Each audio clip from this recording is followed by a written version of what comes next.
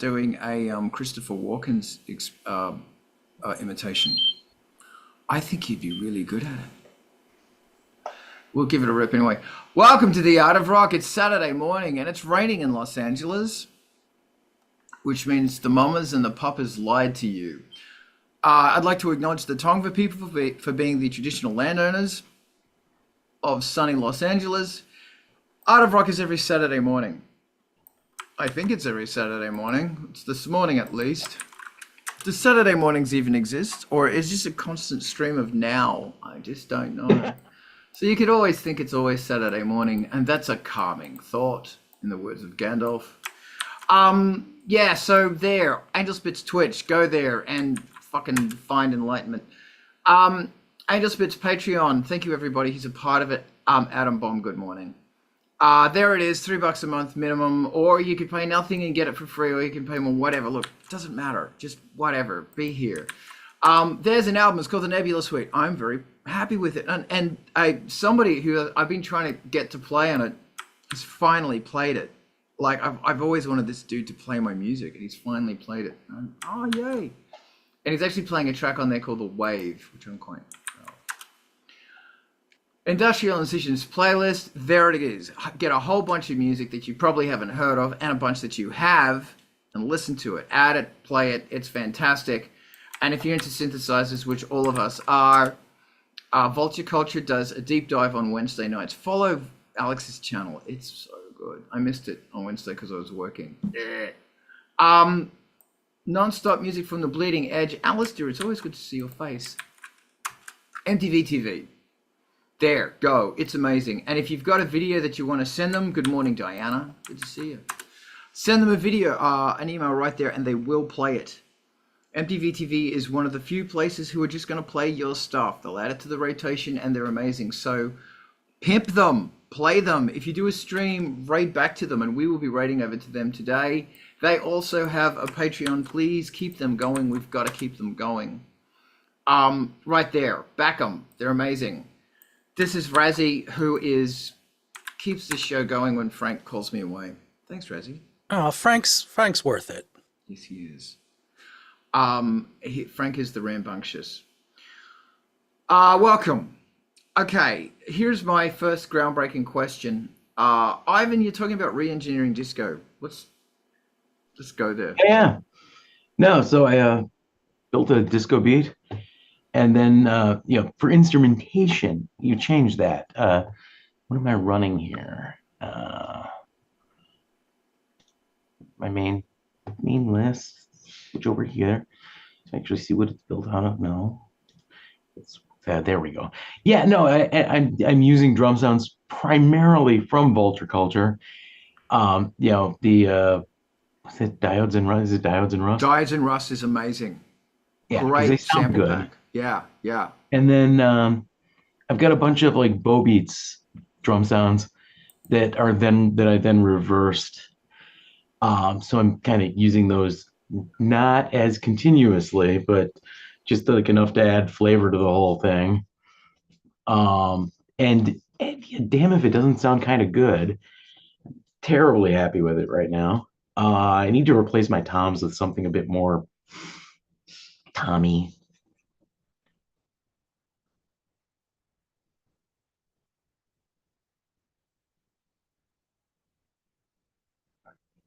Dude, I'm mute. I'm gonna jump in and say, Carl, you're muted. But Thank you so I'd much. like to hear what you're saying, so if you can unmute.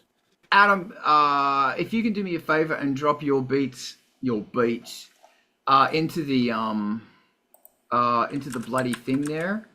Yeah, no, because that is totally worth, like, this is the time to drop that link in. Yeah. Because they sound good. Yeah. So Vulture Cultures went and sampled the R100 or the R50. I think it's the 100. One of those great forgotten drum machines. And it's such a good sounding drum machine too. Yes. And that's a link to it. They're really good drum sounds. So go buy it. And Adam is very shortly going to drop, or somebody could do me a favor and drop it into the Zoom chat, and I'll throw it on there. Adam's beats are a bitchin' baby. I'm sure there was a better Oh, there we go. Thank you, Adam. Okay. So this is Adam's. These are good beats, and these have been fixed up a little as well. So They have. very, very good. Yeah. Buy them as well and back these two wonderful artists. Really interesting that I'm working at the center a bit right now. They've got their big gala on tonight. That's why I've got to leave. And so there's a lot of disco. Disco is the language that is spoken. So, and it's really great to listen to. They've just got this great EV speakers. Oh, fuck, they're so good. And they're the tall, really tall, thin ones. They sound so good. And there's so much volume in them. And the bass and the definition is just great. Anyway, so we've been listening to some disco, a lot of disco. And I had to change it over actually to 70s rock because there comes a point where it's amazing how 70s rock bleeds into disco. But they'd never heard War of the Worlds. A lot of Americans are not familiar with Jeff Wayne's War of the Worlds. Jeff Wayne. Brilliant. It's so brilliant. Oh my God. Someone do me a favor and grab that Jeff Wayne War of the Worlds. You need to listen to it. The technology involved in that, insane. And there's a bit of disco in there as well. It's orchestra rock disco. And it's probably on YouTube or something. And it's a radio play version of War of the Worlds with a whole bunch of the rock stars of the 70s era, like Moody Blues and Thin Lizzy and David Essex. So good. It's surprising Bowie wasn't on it. Anyway, disco. It's really fascinating listening to disco. Unlike, the band that comes to mind is always Bee Gees. But it's like, holy shit, so fucking good. Always interested when you get that stuff, loop it, and you throw it into a track that is not disco, how it really makes it funk. I think there's so many lessons disco taught us that we didn't really utilize. Does anybody want to jump in here and talk about disco? Yeah, every time Ivan stated the sort of topic thesis there, 10 ragas to a disco beat comes to mind, which questionable whether they're disco beats, and they're definitely ragas, but synthesizing 10 ragas to a disco beat.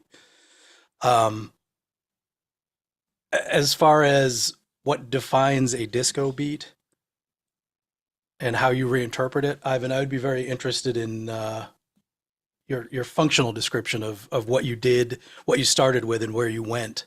Emphasis on funk. Yeah, well, I'm move the sound palette off of like traditional drums and or electronic interpretations of a traditional drum, which primarily is what disco does, to tinier, more metallic sort of sounds.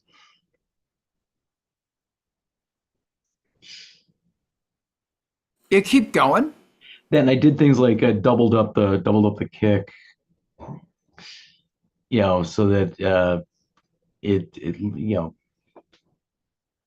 it sounds more like you're being attacked. And I moved some things over to increase the urgency of parts of the beat, and then mostly it is really just swapping out the sounds with stuff that's a little more aggressive. Right. And you can't go wrong by spending a lot of time listening to Thrill Kill Cult, because early Thrill Kill Cult, that was really what was going on there. And then while you're listening to early Thrill Kill Cult, do throw in some early Hellfire Club, because when Dr. Love was still around, they would have sounded better if they had better mastering. They don't always pass the car listening test. Okay, yeah, all right. I'm just going to pull it back to War of the Worlds. There is a link to War of the Worlds. If you don't know this, this is my gift to you. This soundtrack is so good. 1978, or they were building it from 1976 or something onward. check out the technology they used to make it. There's a documentary somewhere about making it. Crazy. They've got like talk boxes, the whole lot, and a couple of vocoders, but I think mainly talk box. So good. So good.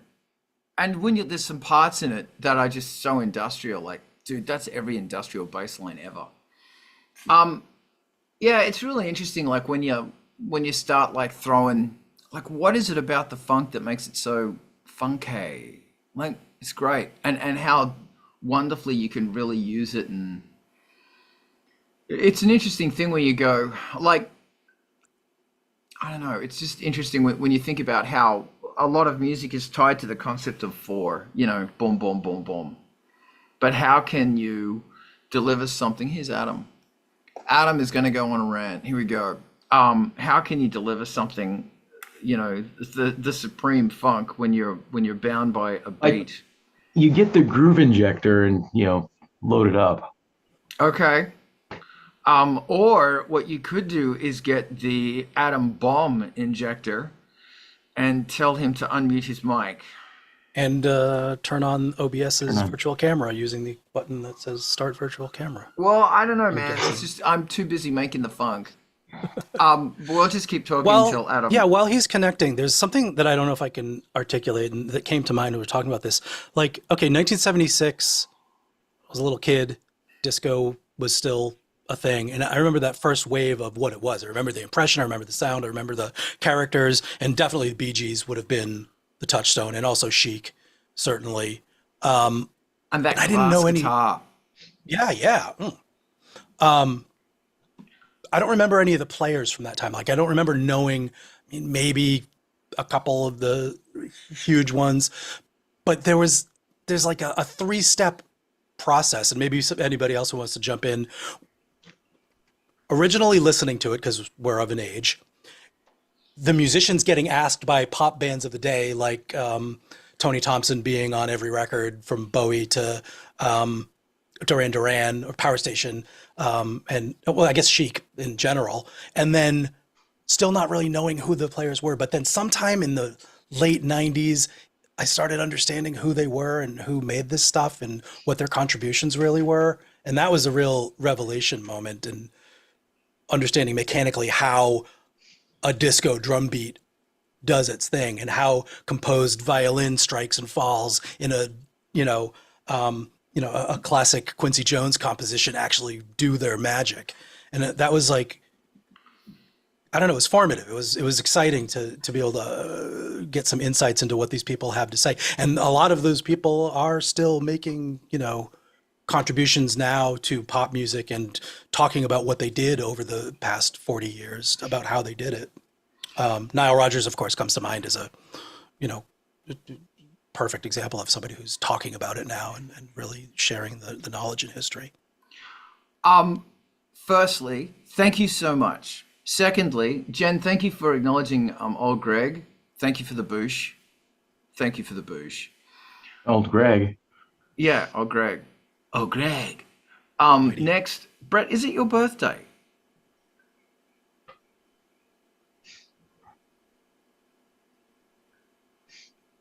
Yesterday was my birthday. Happy birthday yesterday. I officially turned old. Fuck off. 50 is not old. 50 is young. Okay. I remember it was like 1,000 years ago when I turned 50. No, it was a long time ago when I turned 50, but 50 is very young, because 50 is when you officially stop giving a fuck. Oh, now is when I begin. I guess I'm ahead of the game. You may have had a 20-year head start. Maybe actually a 45-year head start. But, so happy birthday. Thank you. And your lizard gave you an egg. That's right. And now is hiding under the, well, it's basically hiding at the moment. I tried to feed it. Okay. Okay, But fantastic. yeah, no, we celebrated by going out on the boat. Good for you. God, that sounds like a good celebration. Yeah, it's a new purchase for us. So yeah. Oh God! You mean the yacht? No. It's a 18-foot Sea-Doo switch. That sounds like a yacht to me.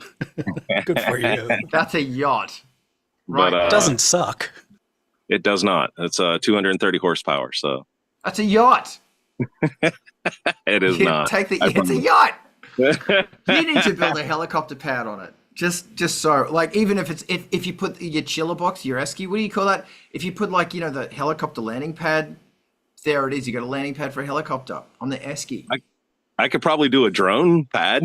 There you go. It's all a helicopter on the yacht. Yeah, I don't just know. go on Ali and get one of those around me might have something to say about that. It's a yacht.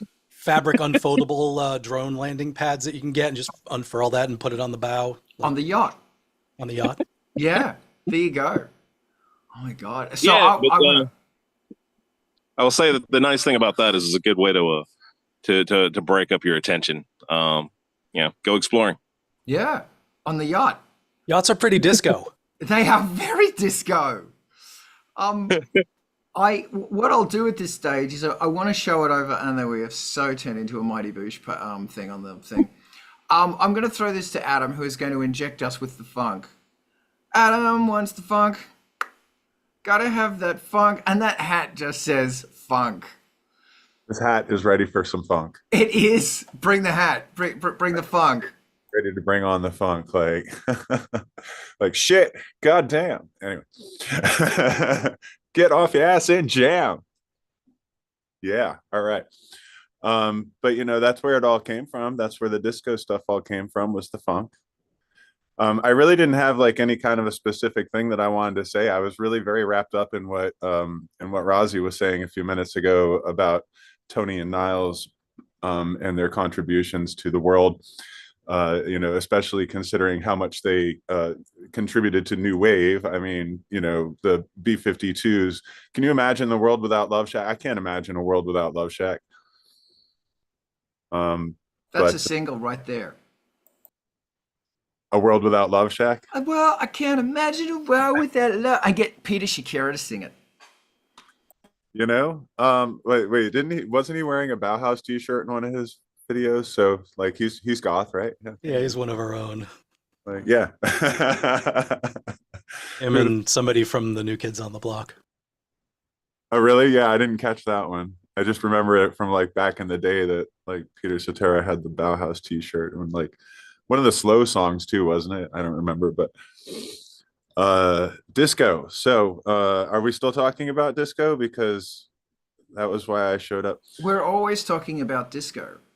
I mean, pretty much, because I think a lot of what we do evolved out of disco, and kind of, in the same way, like, it came down the new wave path and the industrial path, but it's still, I commented up in the chat there, boots and cats, boots and cats and boots and cats. And like, and that's pretty much the disco groove, right? Is, you've got your four on the floor, but the offbeat hi-hat, boons, cats.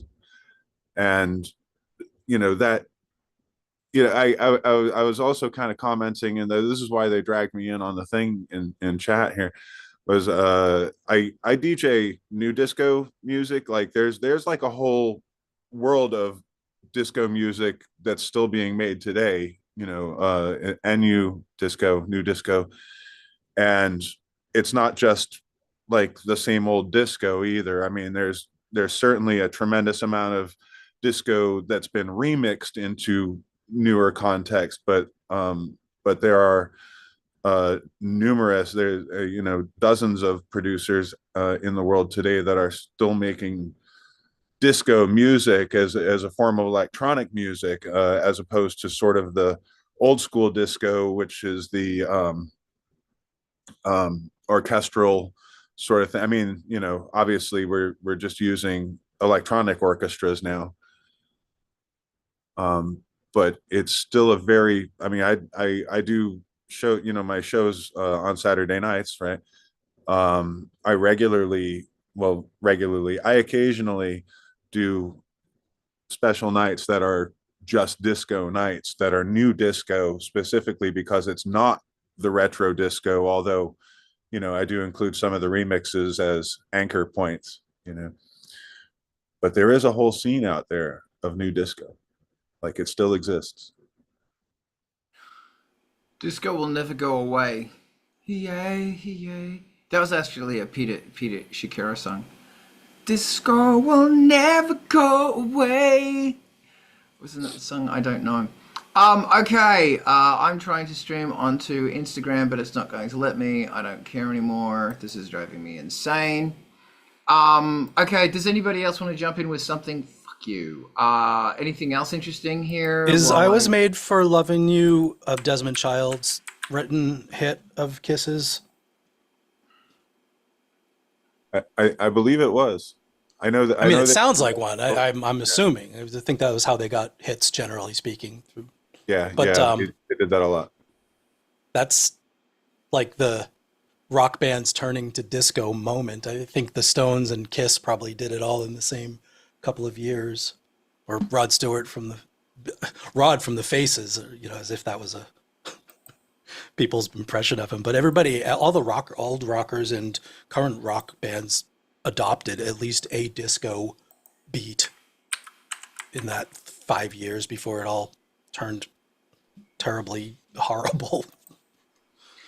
You can't see it on the thing there. Wikipedia confirms Desmond Child's one of the songwriters with Paul Stanley and Booth. Isn't it amazing how fuck, I hate everything. Isn't it amazing how disco did not do what they thought it would do?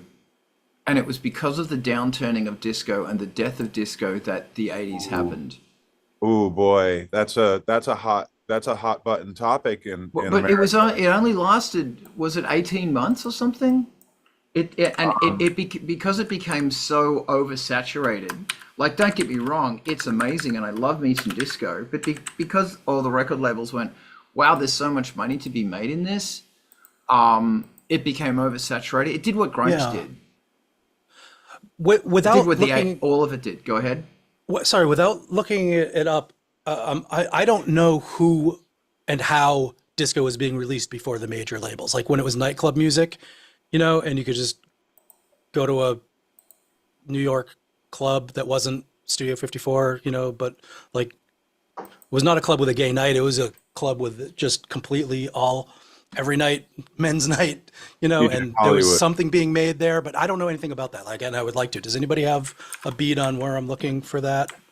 A bit. DJ Hollywood would be one of the early DJs in the proto disco scene.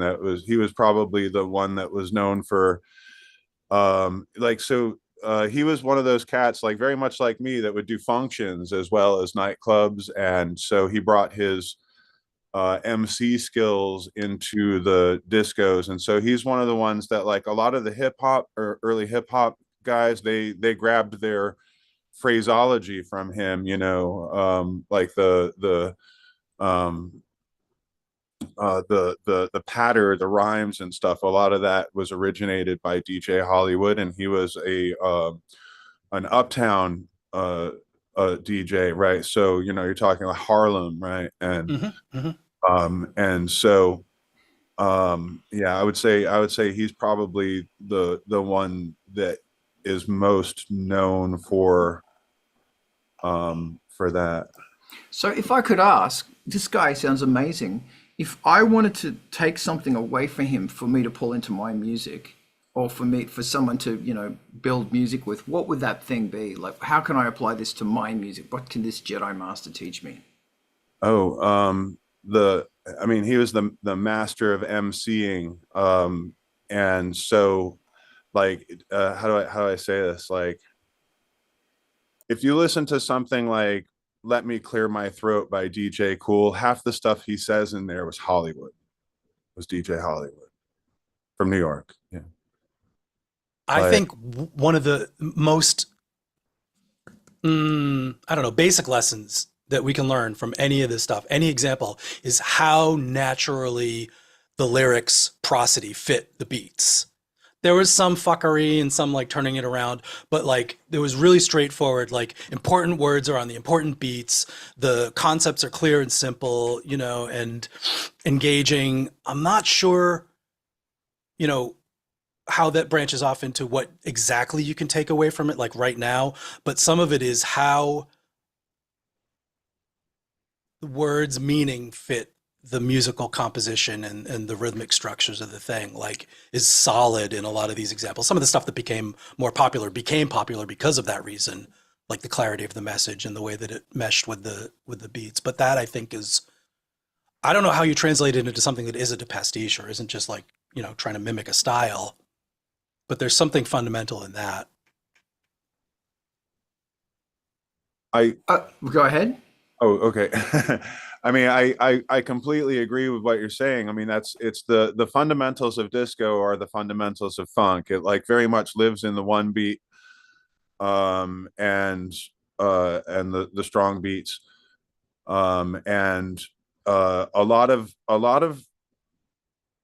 funk is improvisation on the microphone, right? And, you know, shit, goddamn, get off your ass and jam kind of stuff, right? And that is very much where the early disco stuff was kind of going, you know. And then you know, there is the point at which you know, I mean, we were talking about the Bee Gees. Like, disco was around well before the Bee Gees. The Bee Gees like were you know, a different band before disco. Like they did a disco record because they were basically hired to do the disco record for Saturday Night Fever, right? They were hired as songwriters to do that. They weren't disco artists. They had, you know, they weren't part of the disco scene or anything like that. I think that's kind of where I'm going. You know, disco kind of kept going to, so like when we talk about the death of disco, all we're really talking about is the death of disco in top 40 airtime. And the reason that happened was the whole death to disco movement in Chicago, which, let's face it, or not Chicago, Detroit, which was, let's face it, it was a racist thing. It was, you know, the basis of it was not genuine in terms of music. It was, you know, as usual.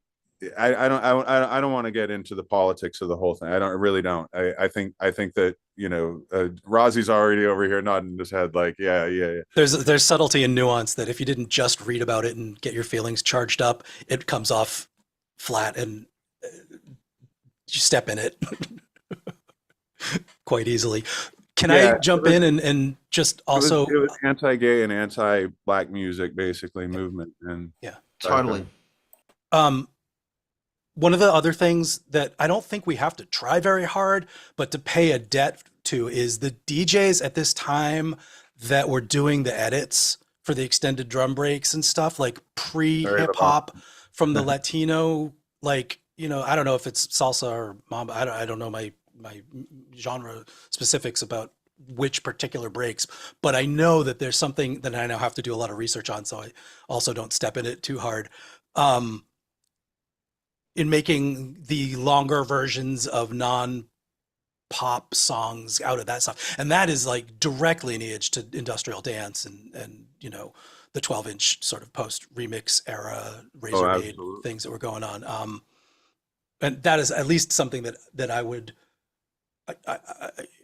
I was involved in exploring really. So that a lot of that was Sound Factory, late 90s. Say more. Oh, the sort of post-disco extended house remix kind of thing, that was like very much Sound Factory. Junior Vasquez, Sound Factory. There was a number of names that they produced under. But like, yeah, bringing that. Is that, you're saying post though, but I'm thinking, and what I'm interested in, there's like a little bit of a fuzzy, complete black hole. If I'm honest, in turning from Latino nightclub music in gay and black discos to pop disco. Like, who was involved there? What were the songs? And maybe they were just soul and funk with these extended breaks. Maybe they were soul and funk mixed with Latino beats. But that's where we're going back to, like, you know, Kool and the Gang and stuff, even before Celebration and all that kind of stuff, you know. All right, hold on. I got to just pull this in. This is very interesting. How does this relate to you making music? That's what I want to know. Let's get into. As it stands, this is really fascinating. I want to know how this inspires you to make music? That's what we're going to talk about now.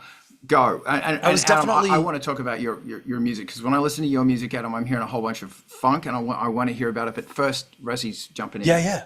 I was really sensitive to this way more in the 90s through 2005 or whatever, and directly exploring what was going on with these kinds of rhythms that I'm trying to categorize here. And whether it's just ripping them off wholesale by sampling them like so many of us did, or interpreting how the beats are put together and listening to what clave, what, a fouché, what, Latin percussion instrument makes what noise, and knowing how to manipulate those and blossoming that into some sort of actual new compositions. Because we had samplers, we could grab the whole beat and chop it up. We had samplers, we could grab the individual instruments and chop them up and compose with them. And we had the reference of this music definitely in all of the like Frankie Bones style sample discs. And we just needle drop off an LP record and put that in the sampler. And sometimes didn't know where it came from and didn't understand the history. But that was instructional, certainly, in how to compose on the grid in your, drum editor. Rhythm that made people want to dance and worked on the dance floor and could be mixed with other music. I don't know if I have a lot more than that. It was fundamental. And I keep coming back to wanting to think about this more and really consider the artists that I'm referencing with this stuff, or was at the time. But there's a lot of lessons in each bar, and especially the ones that got sampled and dissected and looped and reused in hip hop and pop for decades after. Sometime between James Brown and Front 242. So. All right, Adam, hold on. I want to throw it to Ivan, and then we'll throw it back to you. Ivan, go. Yeah, so I'm doing some tricks, messing with the tempo, like by default, like got to do that. So I'm running stuff I did. I've got a part that was written for 111 and running it at 130. Definitely keeps it up, and then like the hats. Like over in disco land, running those at 16ths is high normal. How about running them at 30 seconds? So we're getting more clicks. And then also automating it so that they're going up and down on a somewhat more predictable, or very predictable, but like can extend or change the shape of that, which is good. And then what I'm really like considering messing with this afternoon is adding polyrhythm underneath of it. Can you tell me more about that? That sounds fascinating. Yeah, so it's all written in 4/4, which is a little boring. But like can mess with something in like 6/7 underneath of that, and maybe like change up the perceived tempo on that, so that the when they meet up keeps moving. That way as time goes by, like that What polyrhythm instruments changing where it is. when you do a polyrhythm? What instruments are you using on that polyrhythm? Are they like hi-hats or what? Bass? What? Do like throwing that on hats. This is gonna take some trial and error and experiments with terror. Brilliant. Okay, love it. Thank you. Adam, tell me about your music and your creative process, please. I'd love to hear about it.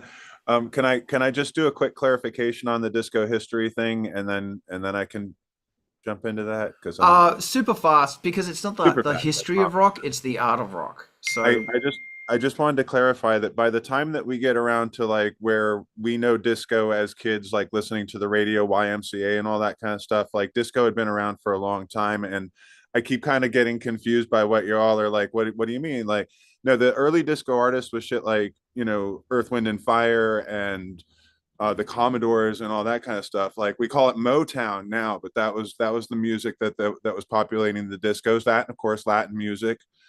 So yes, you would have the elements of salsa and such in there as well, and that's you know, the what we know as disco as a genre, the Saturday Night Fever stuff, that is a product of the you know, the 70s. Again, you know, that was like as it went further, and you know, as we said, you know, like again, Motown, Motor City, the whole death to disco thing.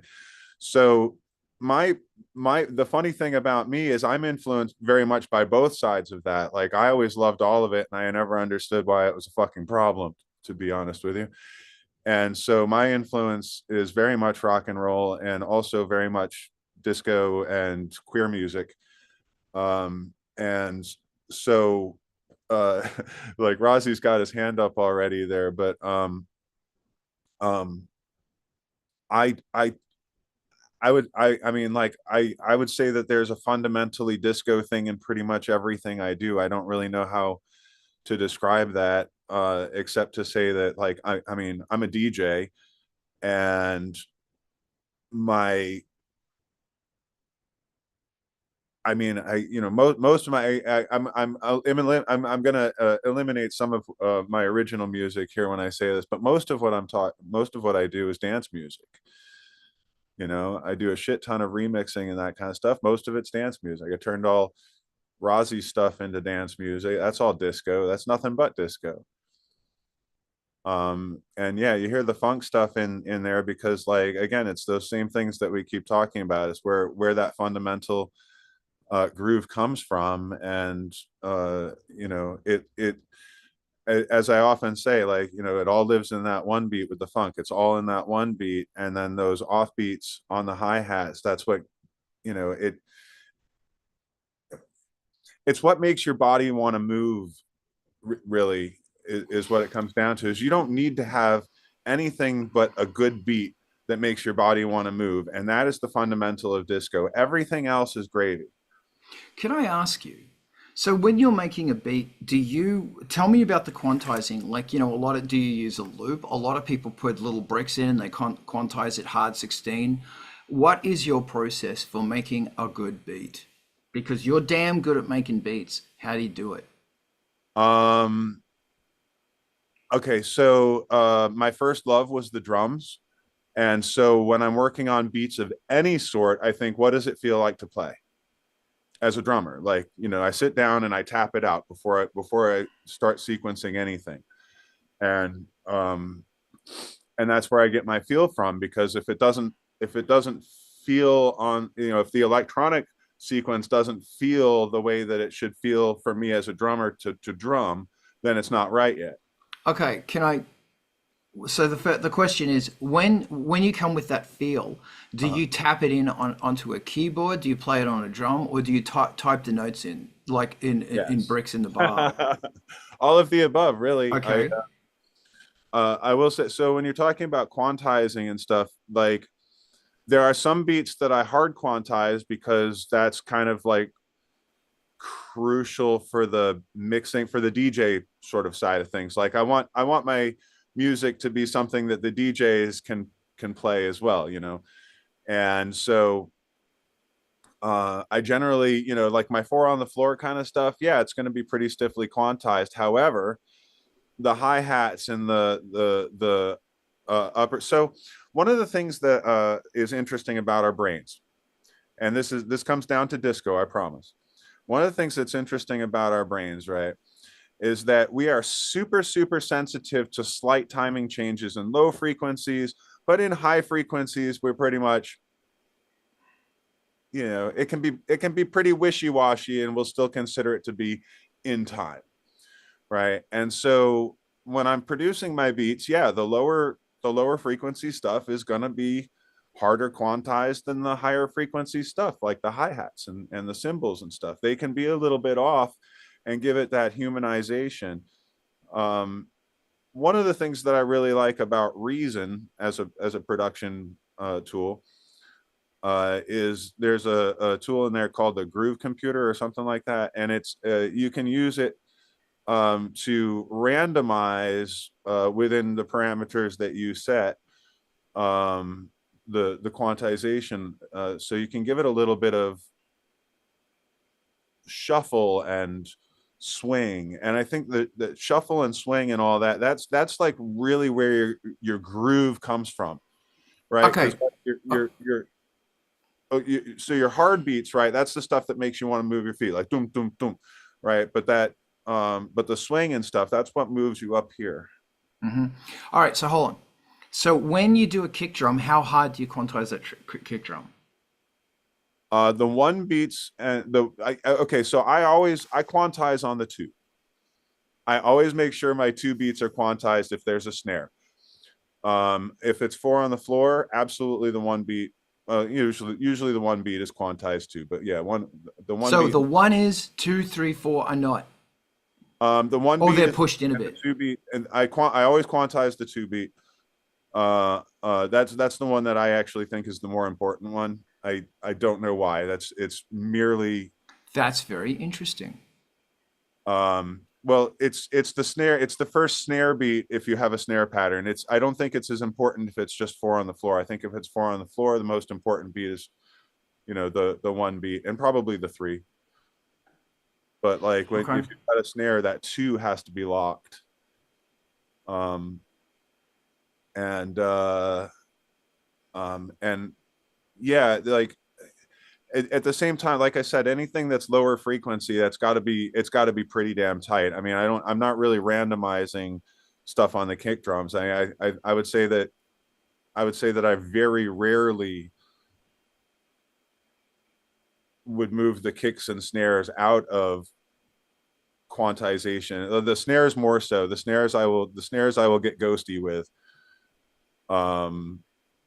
Oh, actually, I do have an example of where I do actually have an example of where I fuck with the quantization on the kick drum, and that's on the fine line, because the kick drum pattern that I made for the fine line. This is kind of interesting, I think. I didn't there's a note in each of the kick drums, in each set of bars for each measure, that instead of actually programming a kick drum for it, what I did was I set a delay on another kick drum for it. So the first kick drum is quantized and the second one's on a delay, and that delay is actually off the quantization. So it, like, that's what gives it the. So it's behind or in front?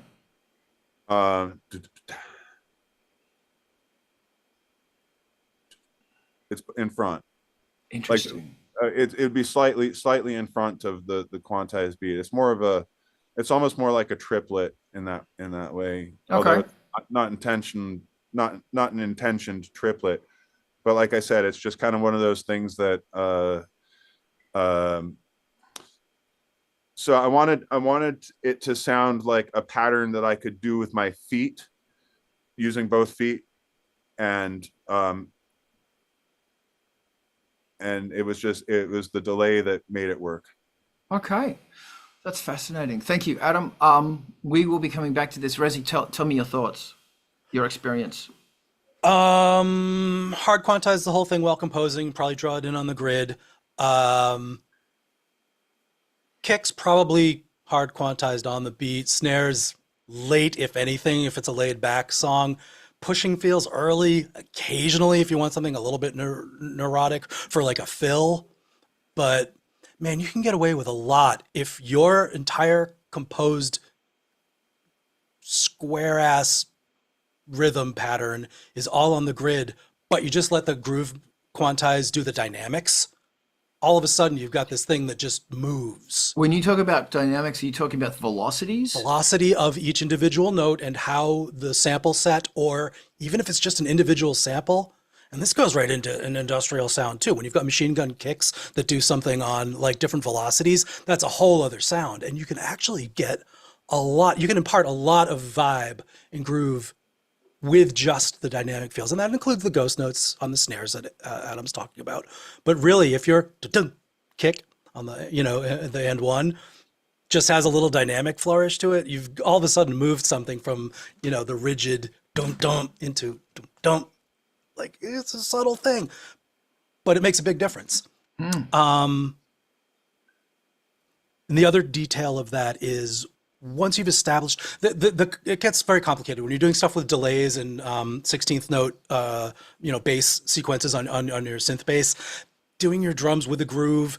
You've also got to have like the other parts do the groove that matches them if the things are pushed. Otherwise the flamming is usually a little unpleasant, especially if you've got multiple bass synths that you want really stacked. So I find that simplifying your life and the sound for the listener and the experience a little bit with hard quantized on the beats is a great place to start. Do it in the dynamics. Let your delays be part of the groove as it blooms. When you've got your dotted eighth note delays where things are coming up, 3/16ths later, and there are different dynamics. Like there's a lot of other ways than moving it off the off the grid. That said, most of the things we're working with have a non-destructive groove pool or groove quantize. And so you can experiment with it and you can play with it and make sure that you've got your groove in mind and established as you're recording your other instruments. Maybe you're jamming with yourself because we're, composers doing the entire thing. But when you get the bass guitar and the guitar or the whatever instruments that are doing a rhythmic interaction with the drums, establish which groove you're using. And in case it's not clear, these are subtle changes. When I say groove, we mean the kick drum is landing directly on the beat, not the kick drum is landing slightly behind it, slightly in front of it. But humans don't play on the beat. They just don't. It doesn't happen. So traditionally, our whole thing, we're emulating that. Just an important point to keep in mind, humanization. And the grooves that your sequencer has are usually inspired by great drummers or great drum machines that had a certain groove to them. So putting all that together, quantize it hard if you're doing stuff with a sequenced bass, make your life easy. Quantize it with the groove if you're going to be playing stuff over it, but do it beforehand. And let's face it, if you're in Ableton or anything that does elastic style audio, your chances to re-groove the entire thing, even your recorded tracks, are pretty strong anyway. And I've certainly had some fun with that, like played something very straight up, on the grid and then re-grooved it using the groove pool tools after the fact, even the stuff that I played. And then probably, let's face it, gone in and replayed it with the new grooves and shit, because that's part of the fun. That said, Brett, you haven't jumped in on Where's Your Disco even. So where is your disco, my friend? So I'm gonna be open. I ain't got much to say in regards to disco. It's not a love or hate. It's more a lack of knowledge, lack of it being all that inspiring for me. But what I did have to add, which still kind of goes in line, is how we're making our beats, and that to me speaks as like a drummer. So and my approach to that is a couple of different things. So most of my drums, at least the programmed ones, I'm not really worrying about quantization because I've already placed the note exactly where I want it. So with that said, it's every note quantized. And I get you on the humanization piece. I've played with that back and forth. And what I've come to prefer, is my drums especially my program drums, to be almost inhuman. But what I like to do is then blend in more classical instruments. I've been experimenting with, samples with like timpanis and things like that. Of course, I'm not opposed to actually breaking out a pair of sticks and nailing the floor toms. Or even same pair of sticks and start playing on the bass drum. But at that point, I'm not really interested in quantization. I'm after what humans bring to the table. And, if I'm hitting a drum, even if it's electronic, I probably want that war drum kind of feel, I want that thing that it doesn't matter anymore. The beat's established. Here's the thing that it's more the response to the call, if you will, in drumming. And I guess I'll give you kind of a where my own experience comes in play there. I in school I was in marching band. Well, if you're marching, that's your tempo. You're always 4/4. Even if you're not, you got 2 legs, you count 4 steps, you're there. So for me, it's always the groove of disco and all that. It's very ingrained in my own tempo keeping. And with that, I find there's a lot of flexibility. And so that comes back to how I program drums. Often what I'll do is I'll kick on a metronome, and that gives me the reference. But it's also something I can readily take away from the listener. And usually when it gets to the final mix, if I'm kicking on a metronome so that I can program something, it's because I need the tempo. And the thing I'm handing you is the vision, if you will, of where that goes. To that regard, like I said, I typically, when it comes to programming drums, just to summarize, every note's exactly where I want it. Where it comes to rolls and things like that, often the way I'm accomplishing that is I'll take a sample and I'll rip it into teeny tiny little pieces and I'll just stitch them together. Again, not really caring about the tempo or not really caring about the quantization because I'm after the zzz of it. So yeah, that's kind of my primary styles going into it. I love it. Are your press rolls closer to 32nd notes or 16th note triplets? I'd like to ask. So 32nd notes are usually a starting point. I will break it into 64ths or 128ths, depending on what I want to do. Cool. And a lot of times what it is like, if I want something that sounds like a standard roll, if I'm going for military, it's 16ths, 30 seconds is a top, but it's heavy 16ths. That's, if you want artillery barrages, you're looking at some 8ths, but you're really at that point starting to entertain silence. Where it comes to like you want snare drums that sound like machine guns going off, well, 16th fit really well for that. You want an A10 machine gun? Well, you better be in like 64s. As long as you know your machine gun firing rates and stuff and can translate that into tempi and note divisions, that's useful information. Well, the reason that's useful for me is because a lot of times these are my drum sounds. So I'll tell you right now, I've got a sample of a hand grenade that makes an excellent bass drum. It's a low thump and it's over, in and out, and it hits in the chest. The artillery is kind of overpowering. The machine guns, the different types of machine guns, actually even carbines and such like that, man, that crack is something that has become familiar to humans. And if you want to entertain them, you hand them sound they're familiar with and maybe just not familiar with in that context, I think. Or that's how I operate. It is definitely fair to say that a lot of the analogies we use for production chatter about how the drums should sound are martial, involved explosions and guns and stuff. Like, it's very familiar. You hit, a very just to touch briefly on history. Well, that was often how you led armies. The drum. That's right. And the fife. Let's give the fife some credit. You got to get the flutes in there. The other thing that I wanted to sort of mention before jumping back to Carl, who has his hand up, is the value that you're talking about of putting the drums down where you want them using sticks or finger drumming or whatever you're doing.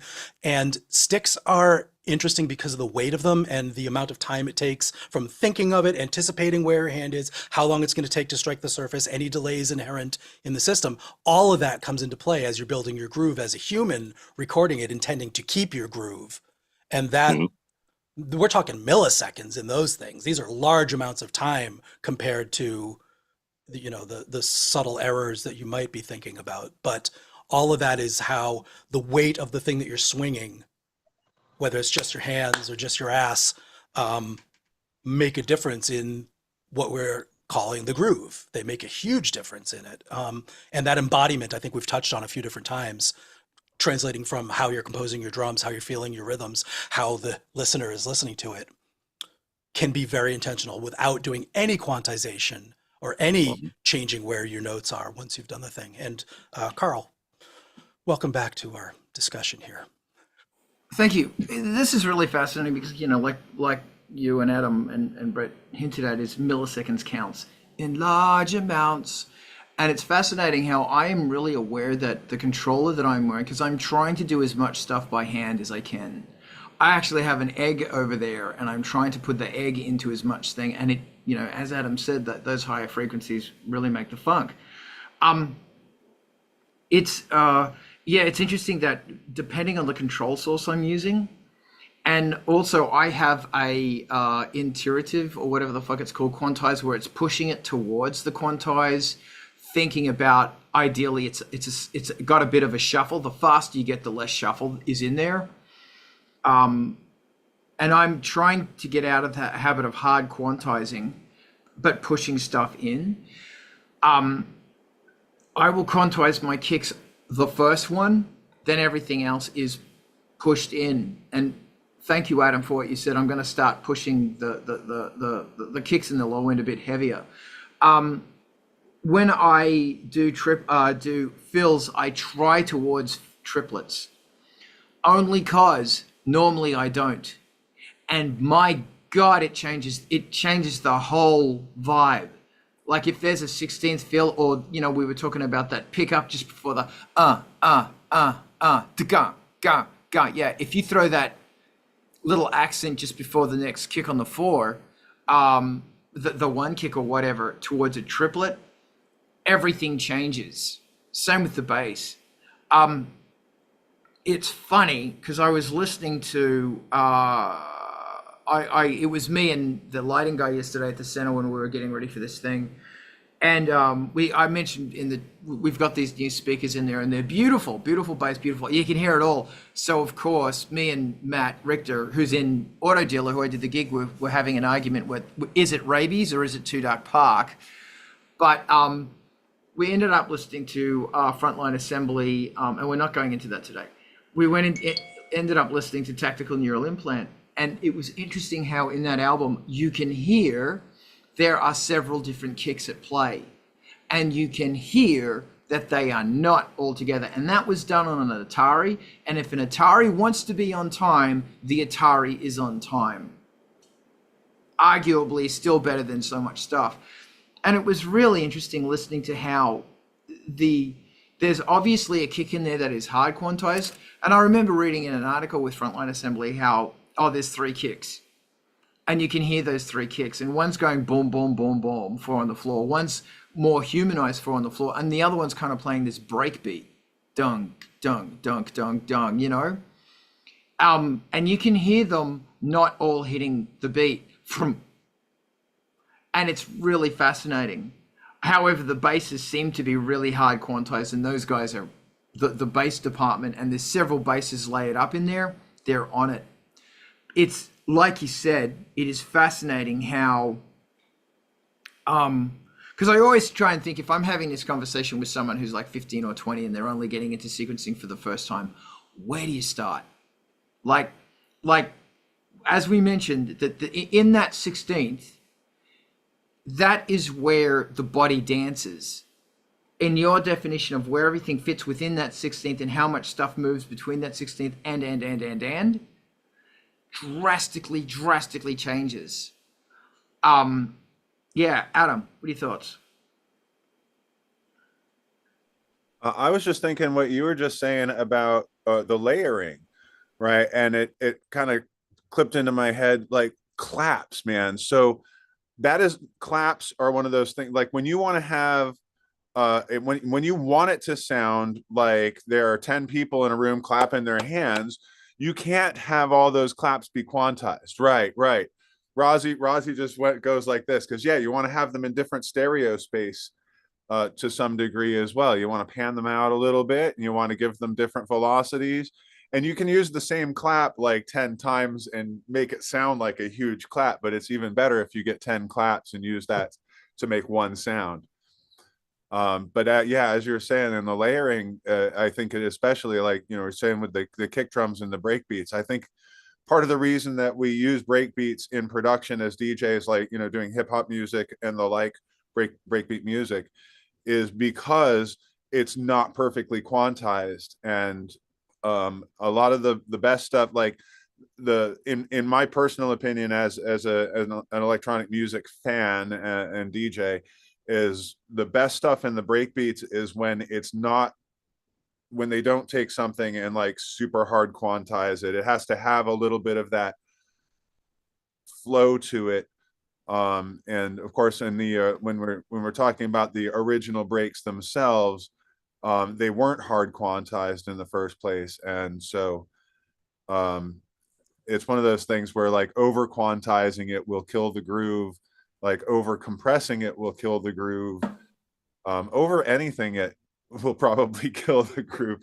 But when it comes to doing those big layered sounds, like, you know, you're saying before about the snare drums, right? You know, you know, having one snare drum sounds like one snare drum. Layering up a few different snare drums, panning them out, giving them slightly different quantization, that sounds like fat fucking snare. Oh, bam! You know what I mean? So yeah, the taking things slightly out of quantization becomes critical when you're trying to accomplish that, like, multi-instrument sound. Horns, another example. You don't want your horns to be perfectly quantized or it won't sound distinct enough. Things like that. Very good point. Thank you. And it always comes back to the clap track. Razi, what are you thinking? Yeah, that you really triggered a little thought in my mind, and that is, in the example of the like 808 909 clap, it's like 4 hits spread out over a little bit to get that sound, which is the sound of people clapping, not person clapping. And this means that it is having its impact late on the beat by default, so that, because the 808 is going to trigger it on the beat and then the sound develops after the beat, which is why it lands so beautifully on the 1, 2, 3, 4, you know, like when you do the kick, snare with clap, kick, snare with clap, you know, like that's the one that's a little bit lagging. So there's like an electronic tradition, and just we're all maybe trying to emulate a little of that. But as counterexample for in clap production, there is a case to be made, hopefully I have proven it in a recording, for one person clapping in an extremely ambient room with too much compression to create the sound of very sharp impact in a lively space, used as a rhythmic element, performed as the rhythm that you wanted. And if you know where that is, you can at me, but just wanted to put in one vote for that existing. And a good vote and good existence, and I thank you. Yeah, clap traps are great. A clap track is great. And the concept of a clap track is that there's 2 microphones, so it's stereo. Bunch of people standing around the microphones clapping on the 2-4, going whoop, whoop, whoop. And when you do that, it's an instant party on the track. It really picks it up. Interestingly, there's a Bowie track, and I'm trying to remember what the fuck it is, where they're not playing 2-4s. They start in the verses playing 2-4s, and then in the beat, in the build-up, they're Ashes on... to Ashes. No. Well, I'm sure that maybe they... Also, but... but it's a more up one. It might actually be on Scary Monsters. And then they're clapping in time. They're clapping on the 4s, and then in the choruses, they're going clap, clap, clap, clap, clap, clap, clap, clap, clap, clap, or clap, clap, clap, clap, clap, clap, clap, something like that. And it's really smart because, you know, it's one of those tracks you've been listening to for like 30 years, and then you hear it and you go, oh wow, they're doing that thing, and you never really heard it. It's good fun. So this is what's very fun about, yeah, Resi, go. I see your hand. And I just wanted to follow. I think the thing I was thinking in Ashes to Ashes, it's a 3 against 4, and then it turns around so that it's just regular 4/4 for the intro versus verse. So And this sort of thing is fun because this comes in really beautifully to disco-esque ideas of what you can do on your track that are really old disco tracks that can bring it out. And even if it's not a dance track, you can still do a whole bunch of really interesting things to make the song alive. For example, putting a reverse clap on, the claps on the floor, shing, or a hi-hat going, like a really pronounced hi-hat going into that clap. But it is interesting, as you say, in a voice. It's why it's hard to make a modular version of a clap, because a clap isn't just ch, it's ch, kra. And that's hard, and you need a special circuit to do that. Adam. I was expecting you to talk a little bit longer, but you talking about the reverse cymbal tricks, right?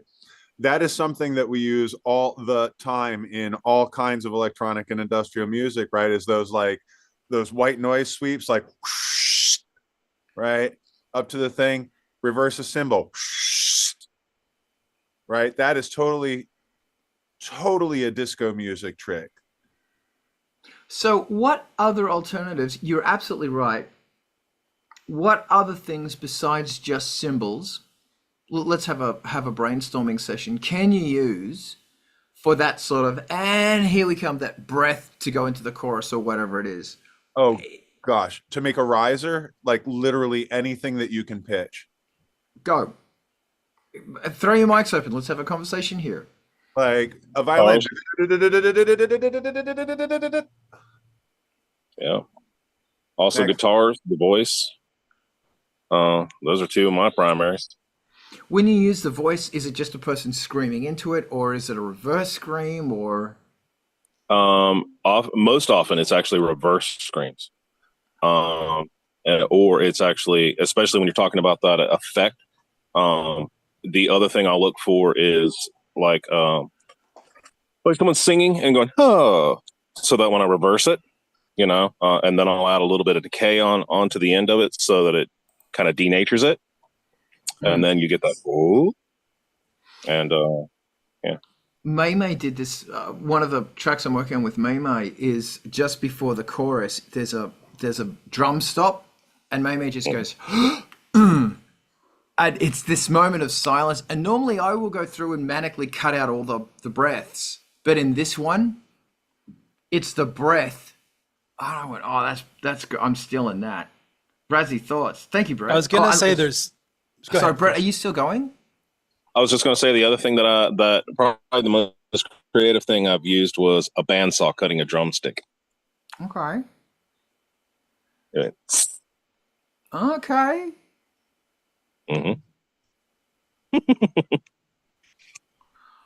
Thank you. Okay, Razi, what do you got? I was beginning to think that we're dividing into two camps, and there might be a holy war of risers versus drum fills, and that risers kind of bring you up to the thing, and drum fills generally descend in pitch, going down to the thing, but rise in intensity. But then you introduce the idea of silence, so there's a third camp, which this is like an epic battle of where to use a riser, where to use a drum fill, and where to use a pause. And I think I'm into that. I'm into that. Yeah. I'm into But that. I've been in drum fill land a lot, and I'm not really good with risers, but I love the idea of how to employ them. But it's like all of the above, right? Like you know, it's when how do you know when to employ one or the other? When the other one doesn't work, try the next thing on your list, right? But like no, it's like, how does it feel? Where does it need to go? Like, risers and stuff, obviously, and like house music and stuff, like, we're kind of known for the ridiculously long bam kind of breakdowns and stuff like that, where you're using all of those tricks at the same time. You gotta love it. But yeah. If I can, firstly, Diana, yes, well spotted. I think it is fashion. The song is Bowie's fashion. It's the clapping in there. Secondly, Jen, throw your question in here and we'll get to it. Rezi, thank you very much. Rezi, your hand is up. Oh, crap. I lost it because I got very interested in what the conversation was in the in fashion, and I was playing that in my head. And there's that fashion. Yeah, I'm guilty of emulating that, actually, now that you mention it. Be guilty. It's a great Yeah. thing to be guilty of. Yeah. The- Is the example being, it's like more of the tone of a single person clapping with a rhythmic thing and a lot of reverb built into it. It's kind of exactly the Yeah. the thing I was describing. There's a bunch of Eno things that get done that are so smart. And the difficult thing about doing an Eno trick is that Eno tricks work. I mean, look, they're great tricks and everything, but they work. It's like they're specifically for that track, you know. But nevertheless, try to become more Eno. Go, yeah. I remembered two things. One is it Caterpillar Girl by The Cure, where there's leg drumming? It's like little variation on how to quantize and humanize, and obviously there are a lot of human drummers in Cure songs, but that's like kind of somewhere between composing, clapping, and drums. That's an interesting example. And then there was another thing that was even more relevant that still is off in the Bowie and clapping land that I'll probably remember later. But yeah, take it away. Okay. Jen is asking a question regarding recommendations for lightweight portable audio recorder for traveling purposes. Yes, you can get a Zoom. Zoom also make microphones that plug into your phone. So you've already got a phone. You can get a microphone, a USB microphone for your phone. And so all you're doing is taking the microphone and plugging it in. Razie's got thoughts. This is overkill, but I just got Hollyland lavalier set. They're very, very small, the new ones. They lost that magnetic stuff, and it's just a little titanium clip. So it's a lav mic, but it's also an omnidirectional, decent mic, wireless. Then the phone receiver part is incredibly small, and they seem to connect beautifully. Kind of an interesting option, a little bit expensive, and also it will do, like if you need to do dialogue recording, at least you're all set for that. But it's you can place the mic in small places and get away from it so that you're not interfering with it, and that's kind of a plus. Not real far. The radio transmission on the wireless is totally not professional grade by any stretch. But it's an option, Omni mic that you can put somewhere and then plug that into your phone and do the recording on your preferred app there. It's a pretty good system. And if you needed to do it in stereo, you've got the two to do it with. That's brilliant. Thank you. Adam. I'm just gonna pop in and say I think Zoom makes great recorders. I use the Q2N, which is the camera and recorder for my DJ shows. And it has proved they've proven to be just fantastic. I have used the Q4N, not Q4N, whatever, the 4-track Zoom recorder I borrowed from a friend for a while that I was using to record sets live. They're terrific. So yeah, you can't go wrong with the Zoom. Tascam also makes a very good portable recorder. Of course, Tascam recorder, any Tascam recorder is probably going to be a good recorder. But yeah, I'm going to put in a vote for the Zoom. And they have a bunch of different models, so it's kind of like how much of a recorder do you need? If you don't need a 4-track recorder, don't get a 4-track recorder. But Dave, yeah, thank you. There's some really small ones as well. Like they look like tic-tac boxes, and they record 9624-bit, so super high quality.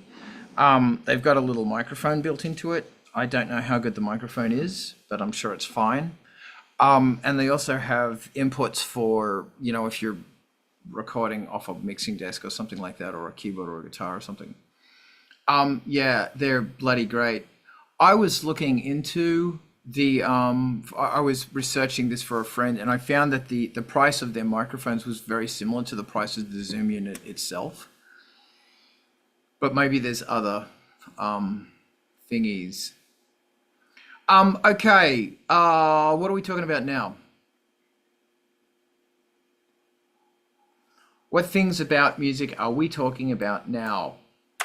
Yay, making music.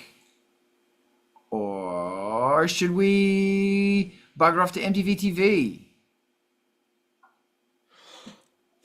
Shoot. I got a new thing. This is I use for making music. in my pursuit of smaller things that I can carry with me, I noticed people were talking about this interesting Bluetooth metal, solid, very nice foot switch. It's made by a company called MVAVE, M-VAVE. And so far, I'm vouching for it. It connects very well. The Bluetooth connection is back. The minute Ableton Live launches, it's there. And I've got it configured to do like chorus on off, distortion on off, delay on off, delay, whatever, reverb program change. But it also has optionally MIDI on a TRS plug, which you can instead use your expression pedal with. It's switchable. So now I've got a wah or echo throw, and all in a little, wireless, cool stomp box switch. So I'm using that with the laptop rig for guitar switching. That's for great. effects. Pretty neat and relatively programmable, but limited in what you can do using their app. You can't just sort of do whatever you want scripting wise, but you can put whatever MIDI data you want each pedal to do, either on a toggle or a momentary or bank switching, stuff like that. Pretty cool. That's awesome. $27 on Ali, 50 on Amazon. On Ali. Yeah, AliExpress. Oh, wow. So you can buy singular things on Alibaba Express. Alibaba is their wholesale, more focused. AliExpress is their we're going to destroy Amazon type of thing. AliExpress. Yeah, Good but to know. the tariffs are hitting, and so all of a sudden, like as a watchmaker, as a hobbyist, right, all the watchmaker groups are blowing up right now because there's like one guy who was ordering a $60 part and it had a $90 fucking tax on it because of the tariffs coming. So yeah, so just for fair warning on the AliExpress stuff, a lot of that could change quite quickly. Okay. But regardless, that's a very fun toy. Yeah, I'm it's interesting when you're trying to move your studio around. This is what I'm going through right now. Very exciting. And it's like I don't have any room. And I'm yeah, because I was gonna sell the K2000 and then I played with it and it's like I'm not selling this synth, it's so good. But it's always interesting, like how do you little tables with wheels, how do you do it if you need more space in your studio? Like what's a cheap way of I don't It want to sounds move all like these- IKEA hacking like 10 years ago. There would have been a lot of solutions because you said little tables with wheels, and that's like the whole formula right there. They're little so that you don't have a huge thing that you can't get around. They're tables so you can just throw your stuff on it, and they have with wheels so that you don't have to drag them across the floor. That's a winning formula. Can you work this into a product offering? If it's 19 inches, then you put some rack gear in it. But then you've got the issue, and sure, it comes down to having a snake, but then you got the issue that when it wheels around, you've got a snake wheeling around with it, but that might not be a big deal. No, maybe snakes I- going from pod to pod is legit. That works.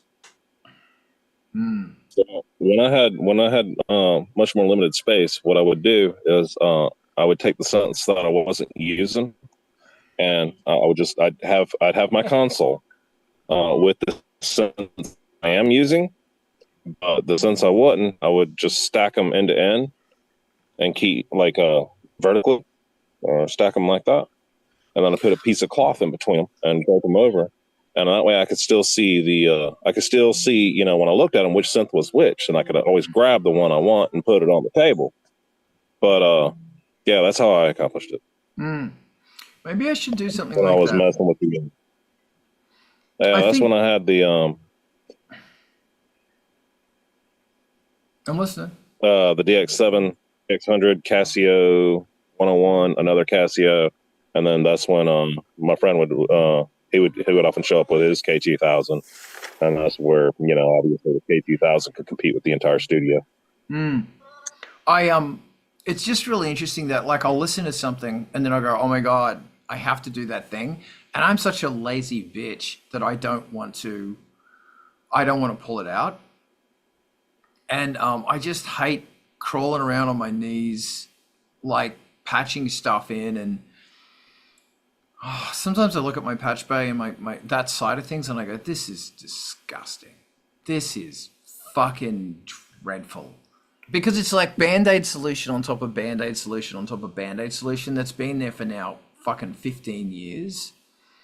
And it's like, I was looking back there the other day going, oh God. Maybe I need a little tiny table with tiny wheels, and I'll put a little rack into it, like where I can screw stuff on, but I'll put it on like 45-degree angle so I can actually see it, because I hate stuff close to the ground that's vertical and you can't see it. Oh my God, it pisses me off. Resi, therapy now, go. The patch bay issue is a big deal, man. That's tough. Like, you know, one thing, the next thing that you reach for this week is going to be today, there's going to be something that's not connected. Like, when did I unhook that? Why isn't it actually following what the label says? And unfortunately, the problem with that inconsistency is it blows it for all the other things that are hooked up and are labeled correctly, because you look at it, you're like, no, that can't actually be is it real? And then you got to look anyway. And so it becomes an extra step in troubleshooting. It's really tough to prune that garden. But if you're, you know, I have failed at this enough to have learned that lesson, that it ruins the whole thing. But I do have a digital documentation of what the patch bay designation should be.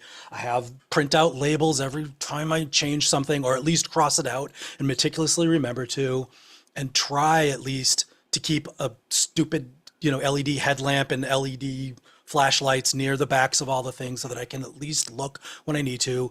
And lastly, whenever possible, they're snakes, so they're color coded or numbered at the ends. They're not just, oh, that's another. Yeah. It says Proco. Maybe the other end says Proco somewhere. You know, actually do the numbered. They're not really expensive. You can get cheaper if you're into that snaked bundled TRS or 1/4 inch or whatever your patch bay to patch bay, unless you're doing a punch down thing. But yes, it is a lot of work, and it's fraught with its own, you know, other secondary difficulties when you don't do it right. Pain. Yeah. And that's the thing, is that like Brad, it's a great idea, and I'm really grateful. And I see so many people who do it. They have like, it looks like bookshelves of synthesizers. But my thing is, it's like, I don't like, maybe I just like the discipline of I don't know. But it's like, when I have to make music, I have to make music. I'm not fucking around with technology. I'm not doing that shit. I have to make fucking music. And because it's so often, it's like, oh, I want to use the K2000 on this sound. And I go in and it's like, no, man, I need the Emax. Like, this is a job for the Emax. And my problems are pathetic. Brett, go. I'll say, as an addition to that, and it does very much depend on the synthesizer, but some of those editor librarians do give you the ability, if you do kind of bookshelf your synthesizers like that, it still gives you the ability to do edits, and it still gives you the ability to get in there and tweak new patches. Obviously, that's not the thing you're wanting to do when it's time to make music, but when it's time to make new sounds, you still have those same instruments available to you. You still have a single, you know, pane of glass, if you will, to potentially edit them. And in the past, with Cool Edit Pro, I've done that with some of the older stuff. Not cool. No, I'm thinking of Cakewalk. Sorry, wrong program.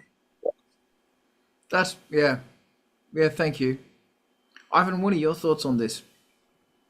Pain. Electronic music is a gateway drug to doing home woodworking or metalcraft. Isn't it just?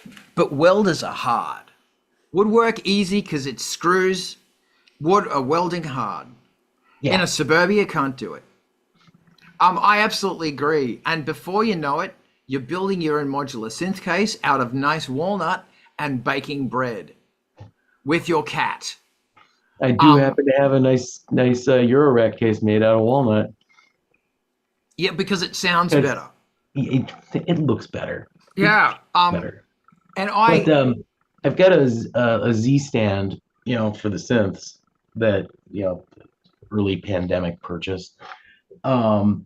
Underneath of it, I added a kind of like a platform for it to sit on or sit in that has built-in, you know, big rubber wheels and, you know, that lock. And, you know, like, it's been a lifesaver because, you know, I don't have a lot of space in here, and, you know, when I need to get at it or have it in the right place, then I just roll it to the right place. And everything's close enough together in this room that, I can just kind of drape net my cabling like right now. No, that's good. I have when I was living in Chicago, fucking 10 years ago almost, I built a modular case out of wood. And then when I moved to LA, I pulled it apart, stuck it under that couch. And it's always been under that fucking couch. I've never put it back. I've never put the fucking thing back together. Maybe I should put wheels on it and turn that into my fucking table. Oh, might be a good idea. I hate everything. I'm an angry man. Alex, welcome. How's the pizza? No pizza today, sorry. What is the world coming to? It's raining in LA right now. I was talking to one of the guys yesterday, and he was saying that he's got 2 days off, and all he's going to do is eat a pizza and binge watch something. I can't remember, was it Harry Potter? I don't remember what the fuck it was. And everybody just went, that's what I want to do. That's just what I want. I thought of you. I went, I know someone who could do that. One day, Alex, you and I will cook pizza together. And it will be a damn good pizza. Yeah, this is really interesting as far as studio. Like, how do you build a studio that actually works? Like, above the mixing desk, there's this great big heap of space. There's nothing there except a very cool Duran Duran poster. Fuck you. I like Duran Duran. But it's like I've always looked at that thinking, how can I utilize that better? How can I... It's like, dude, I can't because the reach over that's too hard. I'm going to hurt. Like, seriously, you got to think about... is it hard for you to reach that thing? Are you going to hurt your back by straining it? You've got to think about that shit. Man, I remember when I was young, setting up a synth workstation. If you could sit down, it was good. And it's like, no, you've got to make it so you could sit down because you could be in there for hours. And, oh, God, never stops. Anyway, that's all I got. Does anyone else want to bring something really amazing up? It is fully turning into therapy right now. No. Okay.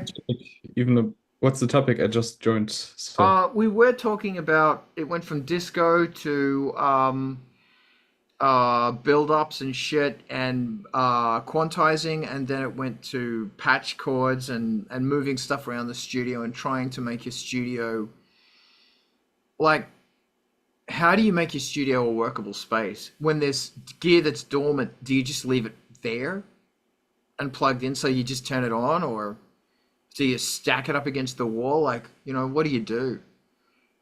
Well, I said it before, but for me it works best to just have one centerpiece piece of gear, and everything else gets connected, used, sampled, or recorded, packed back and back into the drawer. So it's just one piece at a time, and not a whole setup that I need to debug every time because the MIDI isn't working, and such things. Okay, so here's another question. If your piece of gear has a 5-pin DIN MIDI versus USB, which do you use? What are you connecting to? From our synthesizer to outdoor or whatever. If you have a really good MIDI interface, I would use the DIN MIDI because it's more predictable and more steady, even though it's slower. And if you don't have such a great MIDI interface, I would use the USB. And especially if you just have one device, USB is enough, in my opinion. Okay.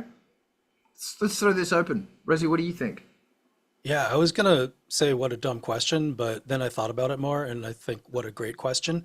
So to consider it further, I think I always plug in the USBs now. I don't think I go for DIN. My multi, patcher MIDI thing isn't hooked up to anything, including power, my JL Cooper.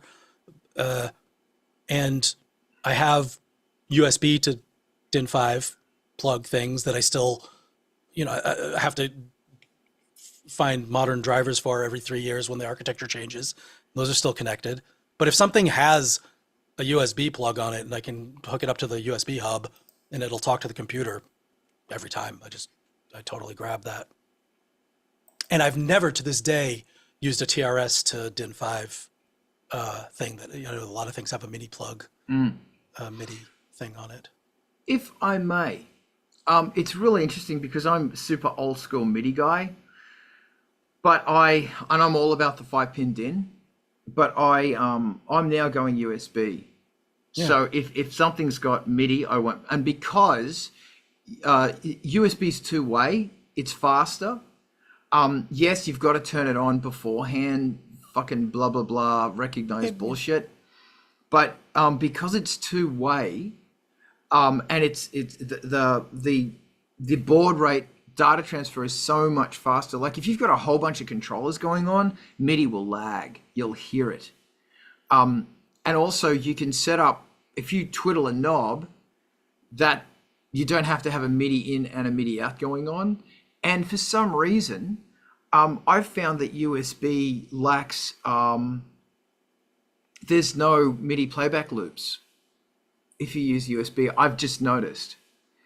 Whereas MIDI, you ran into that trouble. And also, if there's ever an advance that is using more than, I think it's the 2 pins of MIDI, then USB's got that covered in a firmware update.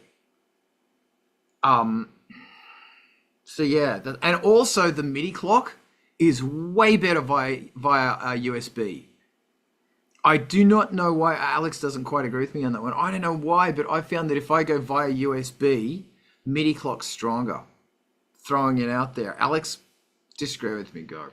In my personal opinion and experience, DIN MIDI is slower but more predictable, and USB MIDI can be better, but sometimes it's just wacky for some reason that I don't know. And so I think for clock, I would use DIN MIDI if I don't have so many external MIDI CCs going on. But for many notes and modulation at once, I would go USB. Everything else being equal. Okay, that's interesting. Thank you, Alex. I'm sorry, Ivan. How do you approach this? I've gotten mostly pretty reliant on the USB MIDI. Got a nice MIDI, not MIDI. Got a nice USB hub, directly attached to the stand that just goes straight over to the back of my interface. So like the whole chain is pretty clean. How much did you pay for it, and what is it? Oh, that was like $50, and I don't know. It's a 16-port like. Does it do you have to plug it in? Like, does it need extra power? There's a button for each output. So it's handy. I can shut things off without shutting off the whole interface, that whole thing, which is super good. The thing is like that's all helpful and stuff, but the Korg USB drivers still kind of suck, and so I tend to run the Korg equipment over DIN just so that I can actually run more than one of them at a time. And then I've got USB to DIN actually. Interesting. Yeah, Brett said is using DIN to USB. Sorry, other way around. Yeah, I find, I don't know, because I think it's a pretty good, oh, there you go. It's a pretty good MIDI controller thing, and it's a fucking Motu, but Jesus Christ, it's just endlessly pain in the ass. Razi, what do you think about this horrid topic? The one thing, the more I think about it, the one thing that I have that still requires a DIN 5 connection is my Kensington MIDI to CV, which, CV, MIDI DIN 5, USB box, USB computer, so it's still USB anyway. In the end, obviously, at some point, it's got to get on a serial port to the computer, but I just have a lot of these. They just keep accumulating. I don't know. I guess you can have a few of them connected at once and have more than 2 ports. Not a lot of call for that these days, but Good fun. Very good fun. Oh, Alex? If somebody's listening who's just starting out, don't cheap out on MIDI to USB adapters. I had my first one, which was the cheapest in the store, and it like swallowed some MIDI messages randomly, and it was the worst thing ever. I'll agree with that. And they also gobble up MIDI timing and all sorts of fucking crap, despite what I just said. Yeah, it's really fascinating. This is the thing that, you know, I just don't think people appreciate how much MIDI sucks. It fucking sucks. And I don't, like, I'll see a video of someone talking about MIDI, and it's like, they never say, and I spent the morning crawling around behind my keyboards with knee pads and a headlamp. Never say that. Wow, there's so much dust and shit behind there. They never say that. It's just, oh, it's all so simple and this is what I do. It's like the amount of times it doesn't fucking work for no logical fucking reason. Drives me nuts. Alex, help me. I feel for a affordable format from the 1980s, it's surprisingly good. Like, I've synced stuff up with MIDI and it just works. Usually these are setups that aren't too complicated, which I think helps. Also not too many messages. And also I realized maybe I like the sound of MIDI jitter because music from a certain time period that relied more on MIDI sync had something that I really liked, and I was thinking whether I just like the sound of MIDI jitter because it's also like the difference between doing everything in the DAW and doing something with a hardware setup. So yeah, that's my philosophy. Love it. Just call that the MIDI groove. There you go, the MIDI groove. Let's go with that. And that's what drives me fucking nuts is you spend all this time on a goddamn groove, harping back to the conversation we had before, and then MIDI fucks the whole thing up. Yeah, and that's a lesson I learned really early in the piece is that you can't daisy chain, and MIDI through is kind of a bit. I mean, getting a MIDI through box sometimes is a bit because you've got to have like the fucking Voyager, for example. There's one. I've got 8 MIDI channels, 8 outputs, and the on my Motu piece of shit, and the Voyager it gets a whole 16 channels. Obviously, it's only listening on one channel, but the amount of data I throw at that thing, it's like it's got to stay clear. Painful. Brett, help me. This is therapy now. Your frustrations with MIDI, man. You know that was when I was dealing with the older synthesizers, not the not the PC4, but dealing with the Chord, the CZ, and all them. That was a regular problem. How do you get your synth, how do you get your through, your out, and your in all coordinated, all speaking in time to something that can record it, make it useful, play it back to the correct instrument and all that stuff. And quite honestly, it drove me to VSTs. That and the power behind it was that I could take my primary instrument, which at that time was my DX7, and I could make it sound like everything that existed.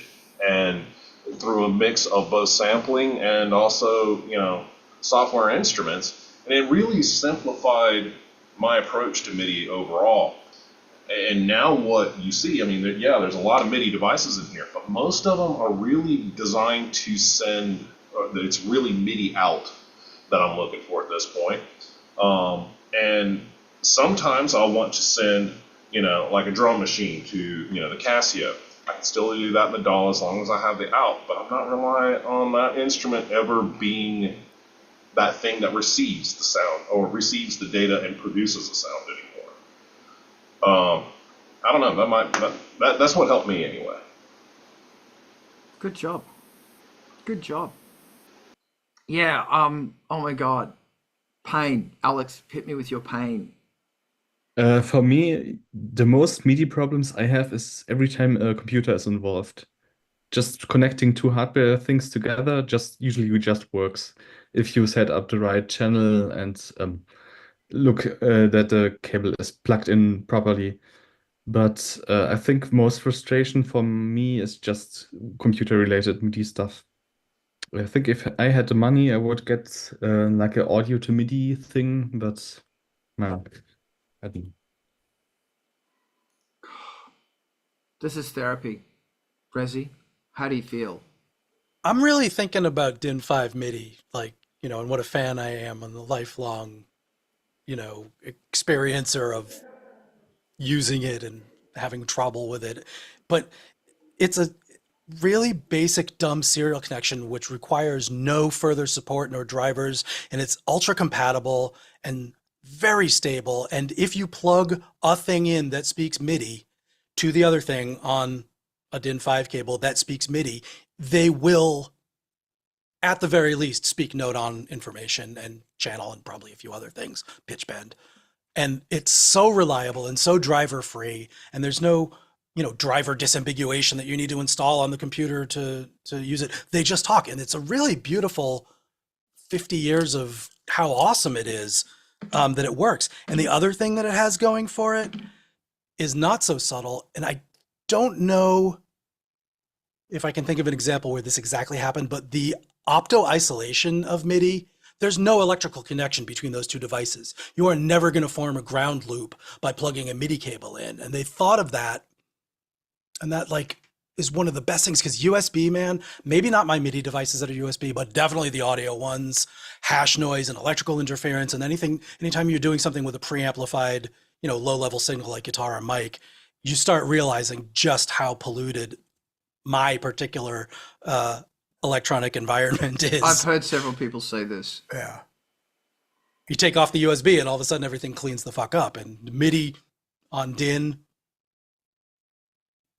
not electrically connected between the two things. Optical isolation. And that's another thing is that, yes, connecting a DX7 to a whatever, everybody's got stories of the first time they MIDI'd up two things and it was magical.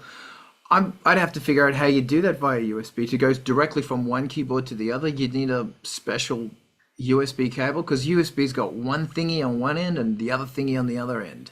And since MIDI's not electrical, it doesn't power the devices, so you need them to be self-powered and stuff. So yeah. Okay, this is interesting. Ivan, what are your thoughts on this craziness? MIDI in all formats is a gateway drug to electrical engineering. Everything is a gateway drug today, isn't it? It really is. And is that what you're going to do while you're baking your bread with your cat? Yeah. Yeah, this is all just one big gateway drug.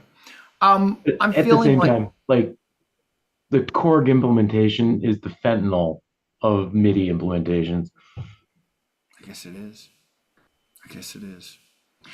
Unless anybody wants to add anything else, I feel we should call this. It's got to a very nice place where we've talked about we'll never get over this, and it's fine. It is fine. Thank you so much for being part of this. This is The Art of Rock. Every Saturday we are here. Please keep an eye on Angelspit's Twitch, because that's where it is. Hold on, I'm just going to stick that in here so everybody can see what's going on there. This is brought to you in part by Angelspit's Patreon. In part. Thank you for being part of Angelspit's Patreon. And everybody should have just got a copy of the Nebula Suite, because that went to Patreon supporters. Thank you. $3 a month for the Patreon, or don't pay and everything will be there eventually for free. If you want to hear something awesome, the Nebula Suite is the new Ice Planet 9000 Dark Ambient. I'm very proud of it. The new Angelspit is done and it kickstarts very soon. Industrial Incisions playlist is a whole bunch of awesome music that you need to know about. And also Wednesday night, Alex deep dives into synthesizers, and it's a great community, great fun. It's bloody awesome. Rezi, thank you. Thank you always. you're very welcome. The pleasure is mine. And there's a whole bunch of amazingness that for Rezi that you need to follow. But now, we are going to raid on over to MTV TV. It's there, Diana. If you could set up that raid, and I'll let Instagram know. We're going to MTV TV. So thank you for being a part of this. This has been really good fun. And let me know when the raid is done. Oh, look, they're raiding. Fantastic.